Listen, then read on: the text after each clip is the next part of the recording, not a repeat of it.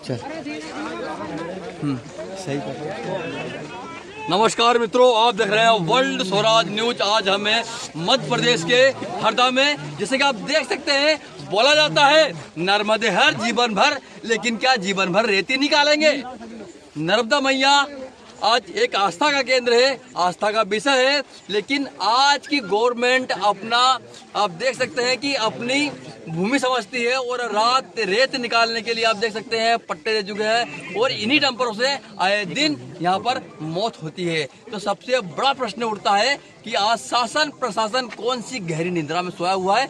आज इसी तरह में आज हमारे साथ आज जुड़ चुका है हरदा जिला का एक शेर इसीलिए बोलते हैं कि जो गलत को गलत बोलने की ताकत रखता है उसी को शेर बोलते हैं। आप देख सकते हैं हमारे साथ जुड़ चुके हैं हमारे भाई सुनील भाई कंडीसेना से। हमारे साहब, क्या पूरा मामला क्या है? सभी भाइयों को जय श्री राम, जय नर्मदा मैया और जय गौ माता। पूरा मामला यह है कि आज से 2 दिन पहले हमारे एक सामाजिक भाई, एक लौता लड़का था दुकान मंगल करके, जो हरदा से आ रहा था और पुलिस चौकी के सामने उसका एक्सीडेंट हो गया और वो डंपर पकड़ा नहीं गया। एक दिन तक करताना चौकी के सामने का मामला था। इसी को लेके कभी डंपर लोगों को घायल कर रहे हैं, कभी जान चली जा रही है। एक लोता चिराग था वो बुझ गया। गौ माता को ये एक प्रश्न भाई, एक प्रश्न ये है। दूसरा प्रश्न है कि क्या माँ नर्मदा आज आस्था केंद्र है, क्या सरकारी है? बिल्कुल, एक तरफ बीजेपी हिंदूवाद की बात करती है और दूसरी बात माँ नर्मदा का अवैध उत्खनन रात दिन जारी। आप सभी जानते हैं यहाँ पे मशीनें अलाउ नहीं है, फिर भी मशीनों से रात में अंधेरे में यहाँ पे अवैध उत्खनन जारी है। क्या पूरी नर्मदा मैया से रेत उत्खनन बंद होना चाहिए? क्योंकि एक आस्था केंद्र ही है, किसी की जागीर नहीं है मां नर्मदा। बिल्कुल, हमारी सभी और इसमें करनी सेना के साथ 36 कौम आज आई है। सभी गांव के भाई इसमें शामिल है, पूरी हिंदू समाज शामिल है। तो हमारी सबकी यही मांग है, मां नर्मदा आस्था का केंद्र रही है पूरे देश का, पूरे भारत का और विश्व में भी। तो मेरी यही मांग है कि अवैध उत्खनन बंद होना चाहिए। अवैध नहीं, पूरी माँ नर्मदा से पूरी उत्खनन बंद होना चाहिए। बिल्कुल, किसी की जागीर नहीं है, ये किसी की जागीर नहीं है, ये हमारी माँ है। तो क्या माँ की छाती पे रेत निकालेंगे? सबसे बड़ा प्रश्न है। माँ बोलती है दूध पीने के लिए, तो क्या आज माँ का हम खून नहीं पी रहे? सबसे बड़ा प्रश्न ये उठता है। बिल्कुल, अवैध उत्खनन सरकार को बंद करना चाहिए, क्योंकि मां अवैध नहीं है, अवैध नहीं है, बंद करना चाहिए, हमेशा पूरा बंद होना चाहिए। क्योंकि नर्मदा की मां की स्थिति दिन रात बिगड़ी और काफी संत इसके लिए आंदोलन कर रहे हैं। अभी भी भैया जी सरकार आए थे, जो विगत कहीं कितने सालों से अपने नर्मदा मां के जल पे भोजन और अन्न त्याग के और वो संकल्प लेके बैठे हैं, फिर भी सरकारों की आंख नहीं खुली है। अगर इसी प्रकार चलता रहा तो करनी सेना पूरे देश में आंदोलन चलाएगी मां नर्मदा के लिए। और दूसरा प्रश्न ये उठता है, एक तो हमारी माँ नर्मदा सामने है और दूसरी हमारी माँ गौ माता है। इससे कितनी गौ माता की जीवन लीला समाप्त होगी ऐसी डंपरों से? बिल्कुल, यहाँ पे जो डंपर जाते हैं ये इनकी कोई स्पीड लिमिट नहीं है। स्पीड लिमिट नहीं तय होने से ये गौ माता जो रात में बैठी होती है उन पे चढ़ा देते हैं, ना उनका इलाज कराते। कितनी गौ माताओं को इन्होंने मार दिया डंपर से, और ना उनका इलाज होता है, ना उनकी कुछ व्यवस्था हो पाती है। और एक नारा है, नर्मदे हर जीवन भर। तो क्या रेत निकालने का नारा है कि या किसका नारा है? क्या जीवन भर रेत निकालेंगे क्या? नहीं, बिल्कुल, अब यहाँ की जनता जागरूक हो गई है और सभी भाई, सभी ग्रामवासी अभी अवैध उत्खनन और उत्खनन जो भी हो रहा है पूरा बंद होना चाहिए यहाँ पे। इसी के लिए आज हम यहाँ पे आए हैं प्रदर्शन करने और खदान बंद कराने आए। और इसी प्रकार चलता रहा तो हम पूरे जिले को एकत्रित करके पूरी खदानें बंद करवाएंगे। और जब चुनावी साल है, चुनाव की बात कर ले, राजनीति की बात कर ले, अभी कल ही रतलाम में हमारे माननीय कृषि मंत्री जी ने एक भाषण दिया है, साम दान दंड भेद से क्या चुनाव जीतेंगे? तो क्या फिर साम दंड भेद यही है? नहीं, साम दंड भेद से चुनाव नहीं जीते जाते। जनता को विश्वास और प्यार से चुनाव जीते जाते हैं। तो इस नीति का तो सभी जनता विरोध करती है। उनने क्या बोला ये उनका व्यक्तिगत भाषण है, ये मुझे नहीं पता है, मैंने पेपरों में पढ़ा है। पर ऐसे भाषणों का करनी सेना बिल्कुल समर्थन नहीं करती है और जनता के साथ है। ऐसे भाषणों में बिल्कुल हम इनकी बातों का समर्थन नहीं करते हैं। हाँ भाई साहब, आप बोलिए, आपका परिचय पहले। राजपूत, करनी सेना का संभागीय उपाध्यक्ष हूँ। हाँ जी। पहले तो विगत 1 दिवस पहले हमारे करनी सेना से ही जुड़े साथी भाई की कुईवाड़ी में निवासी, वो मेडिकल से अपने लौट रहे थे हरदा से, मेडिकल दुकान बंद करके, तो एक डंपर ने टक्कर मार दी। पहले मेरा ये सवाल है, जब प्रशासन ने खनिज, जितना भी खनिज का मतलब सामग्री जाती है वाहनों से, वो वाहनों को चेक करने के लिए पुलिस चौकियों पे चेक पोस्ट लगाया है। ये खनिज विभाग, राजस्व, पुलिस, ये तीनों विभागों ने मिल के ये लगाया है। मेरा ये सवाल है कि जब आपने खनिज विभाग का जांच नाका लगाया है तो ये खदान का मैं स्वयं बताता हूँ, ये खदान स्वीकृत नहीं है, ये खदान स्वीकृत नहीं। फिर ये रेत का डंपर टिमरनी से यहाँ से करताल छिपानेर से कैसे जा रहा था? हंडिया पहुंच गया, वो हंडिया पहुंच गया। सवाल दूसरा ये कि खनिज नाके पे इसकी जांच क्या की? ये डंपर हरदा वहाँ से हंडिया में क्यों पकड़ाया? मुझे चौकी प्रभारी महोदय ने ये जानकारी भी दी है कि वो हंडिया में पकड़ाया। आज उसकी आप ईटीपी खनिज के पोर्टल पे आप देख लीजिए, उस जो डंपर पकड़ाया उसके नंबर सहित उसकी रॉयल्टी हंडिया की बनी है। तो वो यहाँ से रेत ले जा रहे हैं और हंडिया की रॉयल्टी बन रही है। मतलब ये कौन सा है? मतलब इसमें तो साफ तौर से दिखा जा रहा है कि धांधली है। और हमारा पूरी कर्णी सेना परिवार जिलाध्यक्ष सुनील सिंह जी के राजपूत में, जीवन सिंह जी की शेरपुर जी के समर्थन में एक साथ है। और इस मामले को लेकर उच्च स्तर से जांच होनी चाहिए। मैं तो जहां तक की मांग करता हूं कि ये मामला एक संगीन मामला था, इसकी वीडियोग्राफी जो अपने सीसीटीवी फुटेज है उसकी भी जांच होना चाहिए। ये डंपर यहाँ से कैसे निकला और इसमें जो भी अधिकारी दोषी हो उन पर तत्काल कार्रवाई की जाए, नहीं तो जिलाध्यक्ष सुनील सिंह जी के नेतृत्व में हम अनिश्चित धरना आंदोलन करेंगे। और कहाँ पे करेंगे? वो भी करताना चौकी पे। उसकी सारी जवाबदारी शासन प्रशासन की होगी। और यहाँ बताया गया कि अब यहाँ पे डंपर पे जब कुचला गया, मतलब कुछ समय रुका भी था, वो पूरा फंसा हुआ था, कुछ समय रुकने के बाद गया। हम वही मामले की बात कर रहे हैं कि उस मामले की निष्पक्ष रूप से जांच हो। और जहां तक उसकी जांच नहीं हो, इससे पहले भी हमारे एक साथी भाई की और भी घटना हुई थी, मतलब दुर्घटना में मृत्यु हो गई थी। उस मामले को भी ये सब रपा तपा करा कि कुछ बता नहीं सकते। आज भी उस मामले का कोई अता पता नहीं है। और मैं तो इन गांव वालों से बोलता हूं, ये मां नर्मदा की कोख को मतलब छल नहीं कर रहे हैं। ऐसे लोगों पे कड़ी से कड़ी कार्रवाई की जाए, ये अवैध उत्खनन रोका जाए। और आप सबसे बड़ा प्रश्न है कि नारे तो लगते रहते हैं, लेकिन अब वो समय कब आएगा तो जीवन भर हमारी मां नर्मदा बनकर रहेगी। आप देख सकते हैं अभी हमारे भाई साहब खड़े हैं, देखिए सभी समर्थन ग्राम पंचायत हमारे जिला उपाध्यक्ष जी है। लाइट चालू करो तजपुरा के आप और आपसे भी आप लीजिए। मैं ग्राम पंचायत सरपंच नवीन सिंह मौर्य और कर्णी सेना परिवार का एक सदस्य हूँ। आज हम सुनील सिंह जी राजपूत हमारे जिलाध्यक्ष के नेतृत्व में यहाँ इकट्ठे हुए हैं। आप देख रहे हैं कि हादसे तो आए दिन होते रहते हैं, लेकिन प्रशासन उस हादसे के 1-2 दिन बाद लीपापोती करके भूल जाता है।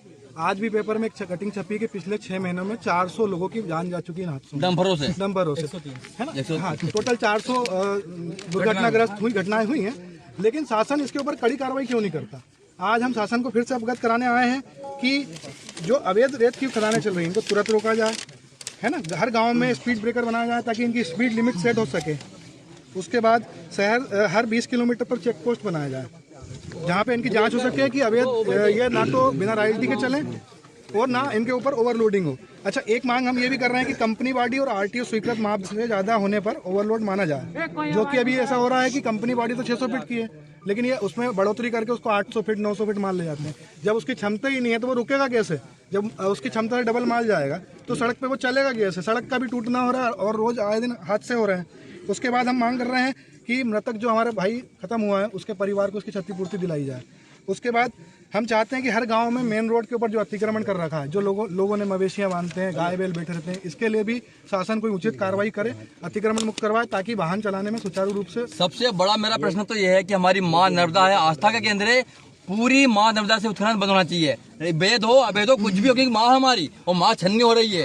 हमें दूध पीने का अधिकार है, लेकिन खून पीने का अधिकार तो नहीं है हमारा। हर आम आदमी चाहता है कि जो भी उनकी, अब आप तो जीवित इकाई की बात करते हो, आप इसको माँ मानते हो, हमारी प्रेरणा स्रोत भी, हमारा जीवन यापन इसी से चल रहा है, नर्मदा किनारे के क्षेत्रों से में जो भी लोग रह रहे हैं।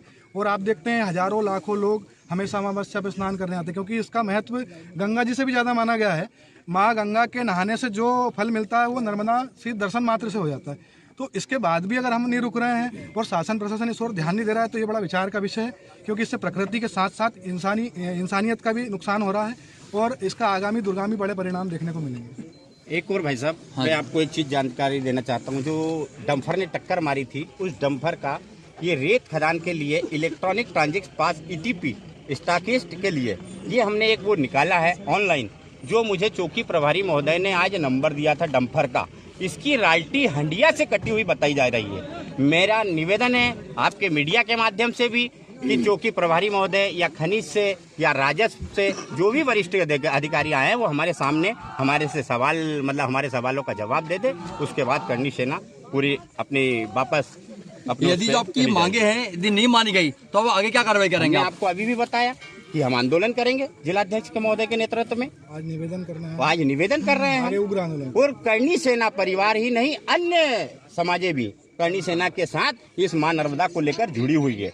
हम रोकेंगे ये अवैध उत्खनन, ये हमारी जवाबदारी है और आपकी भी जवाबदारी बनती, प्रशासन की भी जवाबदारी बनती है। आपने हाल ही में अभी 4 या 5 दिन पहले ही जांच नाके बनाए हैं। मेरे जो नॉलेज जानकारी में है, मुझे 4 दिन पहले ही सभी जगह जांच नाके बनाए, लेकिन जांच नाकों का औचित्य क्या? यहाँ पर राजस्व विभाग, खनिज विभाग हमें जवाब दे और ये हमारा ज्ञापन ले। विधिवत रूप से हम शांतिपूर्ण रूप से करणी सेना पूरा परिवार उनके साथ है, प्रशासन के साथ, लेकिन जो घटना हुई है उसकी उच्च स्तरीय पूरी ईमानदारी के साथ, नियम के साथ पूरी जांच हो और जो भी दोषी हो उस पर कड़ी से कड़ी कार्रवाई की जाए। उसके साथ ही एक और मैं बड़ी मांग करता हूं पूरी करणी सेना परिवार की ओर से, जिस डंपर ने ये घटना को अंजाम दिया है वो डंपर पर राजसात होना चाहिए। वो डंपर, ये पूरा करणी सेना परिवार बोल रहा है, वो डंपर को राजसात करना चाहिए प्रशासन ने। एक युवक की जान आगे बढ़कर एक मांग ये भी है, आगे बढ़कर एक मांग ये भी है, सबसे बड़ी मांग ये है डंपर तो रास हो जाएगा लेकिन उसका मकान टूटना चाहिए। मकान तो ये तो प्रशासन का काम है, ये तो प्रशासन का काम है। जो भी नियम में आएगा वो प्रशासन को करना चाहिए। और हम तो अधिकारी महोदय यदि यहाँ पर हमारे पास मौजूद है तो बाकायदा अधिकारी महोदय हमारा ज्ञापन ले। पुलिस चौकी करता ना करने से ना खुले में बात करते तो फिर अपना मतलब है कि सर से जवाब लिया जाए कि वो हंडिया कैसा पहुँच गया। नहीं, अपन खुले में बात करते हैं। हंडिया कैसा पहुँच गया, बंदे को ट्रक से निकाल के ट्रक हंडिया कैसे पहुंच गया? वहाँ के ड्यूटी ऑफिसर जो है, वहाँ के ड्यूटी ऑफिसर है, उनको बुलाया जाए, कृपया उनसे हमारे सामने ये पूछे जाए। शांतिपूर्वक बनाए रखो। जी जी जी जी जी आपकी बात हो ही सब, जी सर। तर्क के जवाब होते हैं जी, तर्क का कोई जवाब नहीं। कैसे भाग गया जी, तो भाई ये नॉर्मल टेंडेंसी है किसी भी, केवल जी, यहाँ नहीं कहीं भी एक्सीडेंट होता है जी, तो लोग पहले भागने का ही प्रयत्न करते हैं। मैं 12 साल की नौकरी में मेरा ये अनुभव रहा है जी, व्यक्तिगत। जी, कहीं भी एक्सीडेंट होता है तो आदमी भागता ही है, पहली चीज। दूसरी चीज उसमें प्रॉपर कार्रवाई करके और मुकदमा हमने कायम कर दिया है। अपराध क्रमांक 797 है, डंपर जब्त करके टिमरनी थाने में खड़ा है, ठीक है। अब उसमें आगे जो खनिज से रिलेटेड कार्रवाई है उसके संबंध में हम जो है इंटीमेट कर देंगे खनिज विभाग को और राजस्व विभाग को, तो उनको जो कार्रवाई करना है तो वो कर देंगे उसमें कार्रवाई। रॉयल्टी कहाँ की थी तो वो अपन पता लगा लेंगे कि रॉयल्टी कहाँ की थी। ये आप लोग मौखिक रूप से बोल रहे हो कि हंडिया की थी, यहाँ की थी, वहाँ की थी, अपन पता कर लेंगे। लिखित में है सर। तो इसके संबंध में अरे सुन लो एक आदमी देखो, जैसे सुनील भाई बात कर रहे हैं ना, वैसे एक आदमी बात करे तो ज्यादा अच्छा लगेगा। 2 आदमी अगर बात करेंगे तो कंफर्म नहीं हो पाएगा क्या बोल रहे हैं। रॉयल्टी के संबंध में जो भी कार्रवाई करने का अधिकार है, सुन लो, 2 मिनट खनिज विभाग को है और खनिज विभाग के माध्यम से माननीय कलेक्टर साहब को है, तो उनको सूचित कर देंगे कि ये उस दिन की रॉयल्टी इसकी कहाँ की थी। जी। अब रही बात केवल भागने की, तो पुलिस के पास तमाम तरह की चीजें रहती हैं काम करने के लिए। एक्सीडेंट हुआ और एक्सीडेंट होने के बाद जब पता चला तब पुलिस ने उसको प्रोएक्टिवली पकड़ने का प्रयास किया। कल रात में ही उसको पकड़ लिया है, कल रात में ही पकड़ के और जब्त करके खड़ा करवा दिया, ठीक है। बाकी रही बात जो पुलिस के एंड से कार्रवाई होना थी तो वो सारी चीजें अपराध क्रमांक क्या सर, करताना चौकी की पुलिस ने उसको पकड़ा हुआ? हाँ, करताना चौकी की पुलिस ही पकड़ने के लिए गई थी। जो थे आदमी, जो वो डंपर चालक जो था, मालिक जो है खिरकिया का है और वो कहाँ ले गया था तो वो मैं सारी चीजें कंफर्म कर लेता हूँ। आदमी जो है भागता ही है, ये अपन नॉर्मल टेंडेंसी देख रहे हैं। एक आदमी बोलिए, करताना चौकी ने उस टैंकर को, ट्रक को रोका गया। कहाँ? करताना चौकी के अधिकारी, पुलिस प्रशासन जो भी है, ट्रक को रोका। करताना चौकी से वो चौकी प्रभारी जो है वो खुद ही पकड़ के लेके आया है। कौन सर, क्या नाम है उनका? ये सामने है मनीष, नाम तो पूछे, खुद ही पकड़ के लेके आया। अच्छा, आप कौन कौन थे सर? जी, हमको आप कौन कौन थे सर? अकेले थे? सुन लो, किस चीज से गए थे आप? सुन, छोड़ो, क्या नाम है तुम्हारा? ऐसे अपन यार, मेरा सुनो, अदालत में जिरह नहीं चल रही है, अदालत वाली जिरह नहीं चल रही है, ऐसे मत करो यार। जी ठीक, सॉरी मैम, क्या हो ये बताओ। सॉरी सुनील ने बताया सारी चीजें, जो भी विधिवत कार्रवाई अपन ने कर दी। रॉयल्टी के संबंध में अपन खनिज विभाग से बात करके और उनको इंटीमेट कर देंगे कि इसकी रॉयल्टी वहाँ की थी तो यहाँ कैसे भराने आया, या यहाँ से भराया तो वहाँ से रॉयल्टी कैसे कटी। जी सर, ये सारी चीजें अपन उसमें तर्क वितर्क करने लगे तो कोई मतलब ही नहीं। एक छोटा सा पॉइंट और था, एक छोटा सा तथ्यात्मक बातें होती है। पुलिस चौकी का जो सीसीटीवी है, अवैध खदान के संबंध में अपन कार्रवाई करवा लेंगे राजस्व से और पुलिस से मिलकर। जी सर, हर गाँव में स्पीड ब्रेकर बनाने की बात है तो एसडीएम साहब से बात करके इसमें तत्काल जो भी हो सकेगा बन पड़ेगा, बिल्कुल एकदम जो लीगल होगा वो कर देंगे। 20 किलोमीटर पे, सुन लो यार, 20 किलोमीटर में चेक पोस्ट की बात है तो ये कलेक्टर साहब के अधिकार क्षेत्र की बात है। पूरे जिले में चेक पोस्ट बना दिए हैं रेत के संबंध में। जो भी संभव होगा तो कलेक्टर साहब को बता देंगे। कंपनी बॉडी और आरटीओ स्वीकृति की बात है तो हर बार जब भी चेकिंग होती है तो उसकी बॉडी कटवाते हैं और जुर्माना भी होता है। अभी वर्तमान में थोड़े दिन पहले ही 2 डंपरों पे जुर्माना हुआ था 4 लाख से ज्यादा का। तो ये जो आप बोल रहे हो इससे ज्यादा ही जुर्माना हुआ है, मुझे जहाँ तक पता है। हाँ, है ना। ओवरलोड पाए जाने पर कम से कम 1 लाख तक का जुर्माना तो वो कर ही रहे हैं। जितना ओवरलोड होता है तो ओवरलोड का नियम है कि अगर ओवरलोड पाया गया है तो उसकी एक सर्टेन लिमिट रहती है, उसके बाद रॉयल्टी उसकी 0 हो जाती है और 30 गुना तक उसमें जुर्माना होता है। तो रॉयल्टी का 30 गुना 1 लाख से ज्यादा ही हो जाता है। ठीक है, मृतक के परिवार को क्षतिपूर्ति तो अपन उसमें देखेंगे कि लीगली अपन क्या कर सकते हैं और कलेक्टर साहब को भी बता देंगे सारी चीजें। हर गांव में मेन रोड का अतिक्रमण तो इसके बारे में मैडम बता देंगे आपको। मैडम खुद अभी करताना सर्कल जो है मैडम के पास में ही है, तहसीलदार साहब के पास है, वो इसके संबंध में बता देंगे। ठीक है, अब आप सुन लो। व्यक्तिगत रूप से मैं सर मेरा प्रश्न मेरा ये की है कि आज ये घटना होती नहीं, आज ये घटना होती नहीं क्योंकि 6 तारीख को उन्होंने जांच के लिए आवेदन दिया था। उस पर क्या कार्रवाई हुई ये देखिए, ये आवेदन है, जन सुनवाई दी थी तो धमकाया गया इनको उठाने के लिए। सामने मेरे को ले गए और मेरे कैसेट डाला था। इनने भगवान जी जीएम साहब आए थे, उनके सामने मेरे को इन्हें बोला कि कंप्लेंट उठाओ, एक कैसेट डाली हुई। खनिज विभाग की शिकायत है तो ये मेरे ऊपर प्रेशर डाल के कैसे बोल सकते कि आप कंप्लेंट उठाओ। अरे भाई हर चीज को तुम प्रेशर में लोगे, बातचीत तो करना पड़ेगी ना। तो बात तो सही है। मोबाइल छुड़ा के बैठा दिया अलग, मेरे को मोबाइल छुड़ा के बैठा दिया अलग कि बैठ जाओ। सही बात। हाँ ये नहीं सर, ये सर मतलब आप देख सकते हैं। पहली बात ये है कि आम जनता नहीं है, ये भारत का मालिक है, नौकर है। तो ये मालिक है, मालिक के हिसाब से और नौकर के हिसाब से बात करना चाहिए। सबसे पहली बात तो ये है। और आप देख सकते हैं कि इतनी बड़ी घटना हो रही है, इतने तेज डंपर भग रहे हैं, उसमें क्या कार्रवाई है। और तीसरी बात, क्या थाने परिसर में सीसीटीवी कैमरे है या नहीं है? तो उसमें एलसीडी नहीं है वहाँ पे, एलसीडी नहीं है। उसमें क्या है? चुप उसमें घटना होगी नहीं वाली, घटना जो होगी नहीं वाली। और लगवाना चाहिए ना। चुप ये खनिज विभाग। और आपने धमकाया, उसमें क्या बोलेंगे आप? धमकाया आपने उठाने के लिए, आपके सामने बोल रहा हूँ। गाँव के 2 लोग गए, फिर छोड़ा, बोले एक दिन के लिए ऐसे बोल रहे थे। सबसे बड़ी समस्या तो आती है कि जो भारत का जो मेन मालिक है वही आज आप देख सकते हैं समस्या में आ जाता है। और आप देख सकते हैं जो जिन्हें हम पालते हैं, और आप देख सकते हैं ऐसा व्यवहार होता है। तो अब ये वो दिन कब आएगा जब भारत का जो मालिक है, मेन मालिक रहेगा, और ये जो आज ये हमारे जो अधिकारी कर्मचारी है, अधिकारी कर्मचारी जैसे व्यवहार करेंगे। आप सभी मित्रों का बहुत धन्यवाद। आप देख रहे हैं world Swaraj news. Cameraman Mithilesh विश्राम के साथ अरुण मालवी, भोपाल।